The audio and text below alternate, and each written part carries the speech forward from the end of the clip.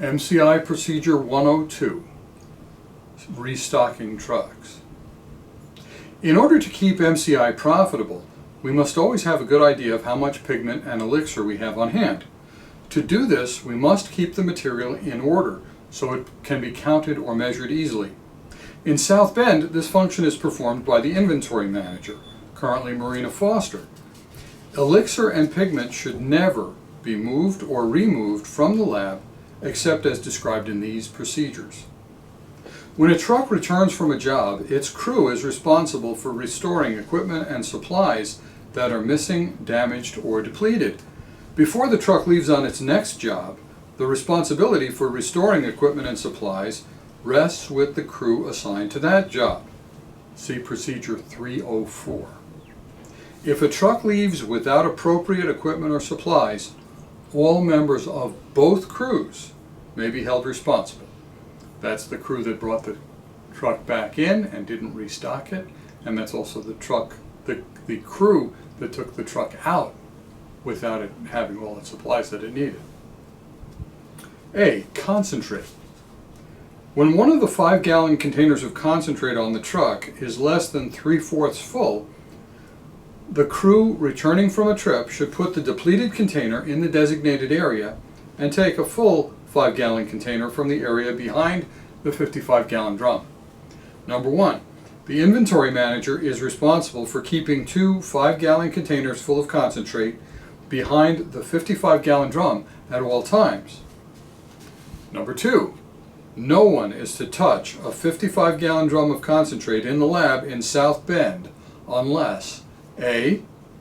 A 5-gallon container full of concentrate is unavailable, and B. He or she has been trained to handle the procedure safely and has received written certification of successfully completing the training, and C. He or she follows all safety procedures, including but not limited to wearing safety glasses and gloves, laying down a trash bag as protection for the floor, never leaving concentrate in the hose, and adjusting valves and seals so that they are tight.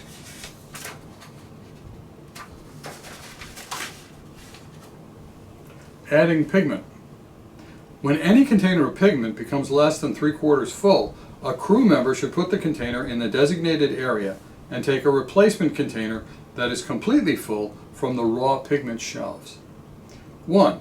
No one should put a container that is less than full of pigment on the raw pigment shelves. And 2. No one should put any containers full of pigment on the raw pigment shelves without the permission of the inventory manager, Marina Foster. Normally, this task will be performed by lab personnel and not by members of stain crews. C. Damaged containers. Place damaged containers of pigment or other supplies in the designated area and take a new replacement container.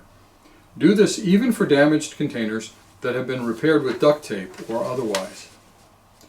Dirty pigment containers. Do not put pigment containers to be cleaned in the sink. The pigment creates plumbing problems.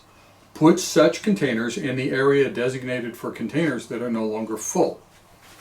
So let's summarize. The crew that brings the truck back and the crew that leaves next with the truck, both jointly responsible for making sure that truck has all the equipment and supplies that it needs. Concentrate.